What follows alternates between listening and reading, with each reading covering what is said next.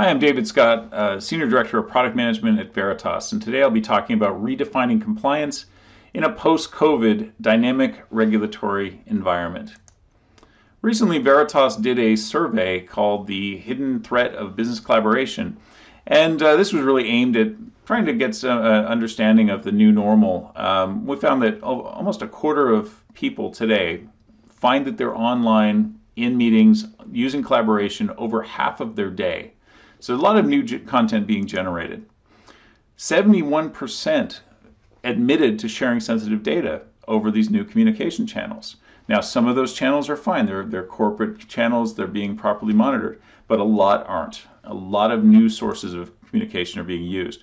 And finally, 49%, almost half, did this with believing that the employer was not keeping a copy of what they were sending. And 54% just willingly deleted content. And if there is not a copy on immutable storage somewhere, that content's gone forever.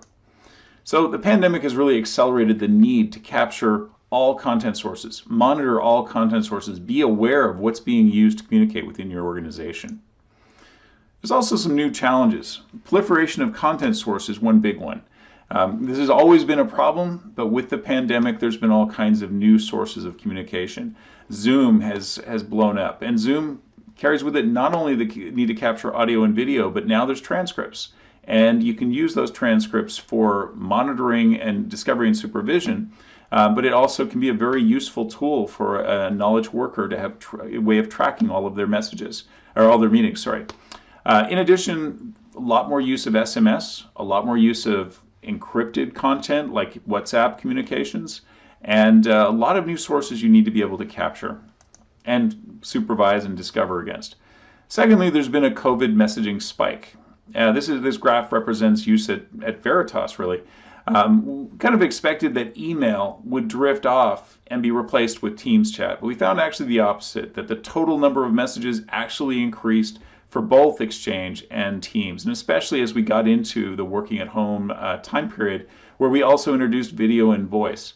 And the net effect here is that adding additional content sources doesn't diminish the amount you communicate with the existing content sources. And so the net result is there's a lot more content for reviewers to process. And now finally, just on top of that, there's new regulations to be aware of.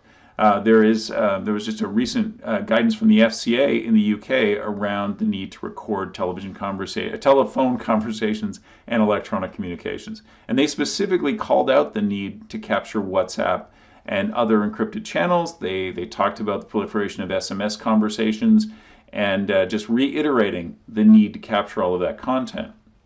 There's also been a lot of new data privacy regulations, like the California Privacy Rights Act, and really most major countries have a data privacy regulation.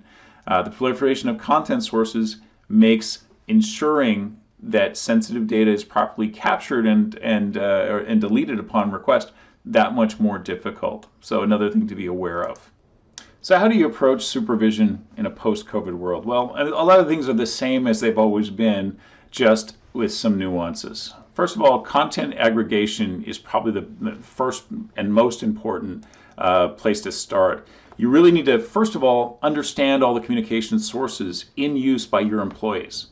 And then you can choose to block or capture those content sources. And you really have no exception there, to the best of your ability. You want to be able to provide the ability to capture wherever possible so that your employees can use the content, the communication sources that they want to. You also need to think about SMS. How are you going to capture text messaging? Are you going to give a virtual number for your employees' phones? Do they have a corporate phone? Are you going to be able to capture encrypted channels like WhatsApp? Maybe you need to get a tool where you can install a client to intercept those conversations. And then custom solutions. Veritas has a series of APIs where you can actually capture custom company-created solutions for communication, and a lot of companies seem to have their own custom solutions as well. Our solution for this at Veritas is Merge One. We offer the ability to capture and classify virtually any content source. We're constantly kicking out new sources, as you can see in the diagram below. Next, you want to enrich metadata. And what I mean by this is really largely classification, but it goes beyond that. It's really understanding all of your content.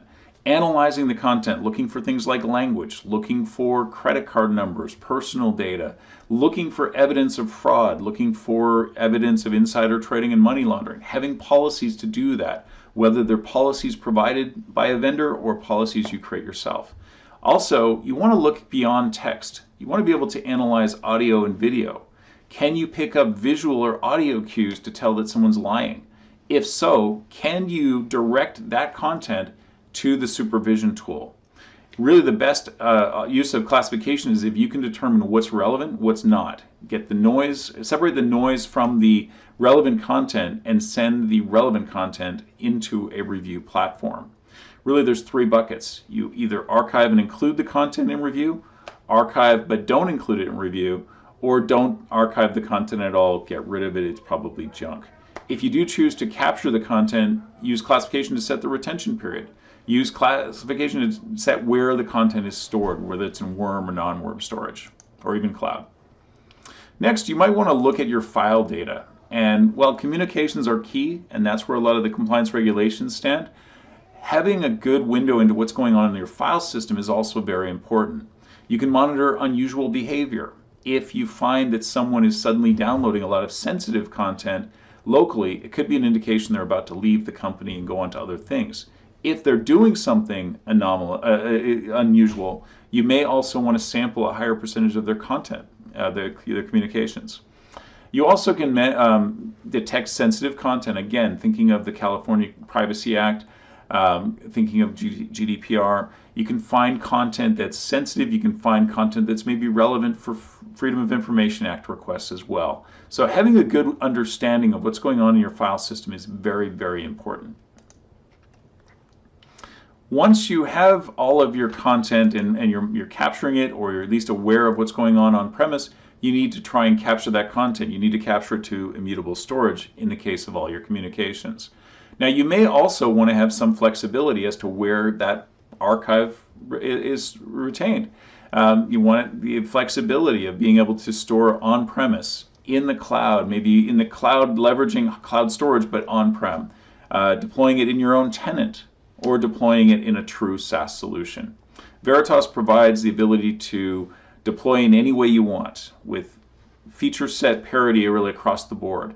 We've done a lot of work into supporting Amazon and Azure, IBM and Google as far as a lift and shift, but we also have done a lot of work on our ev.cloud solution to reach feature parity with Enterprise Vault. And now you also want to be able to have, when it comes to an archive, a path to the cloud. So if you are an Enterprise Vault user, if you're on premise at all, you want to be able to easily know how you can get to the cloud longer term. And that could be subsidized migration of your content to a new platform. Veritas provides that between EV and ev.cloud. And we also have the ability of just expiring content in place and maintaining the same discovery experience. So you can discover from the old content on premise and the new content in the cloud. Next, you want to be able to do efficient review of all content. And this really comes down to having a very robust supervision tool. Now, I talked about classification and how it can be used to reduce noise and surface relevant content. Well, once you have figured out what the relevant content is, you want to have a direct path to send that content into your review platform. You also want to learn from the human reviewers that are spending all of their time looking through content every day.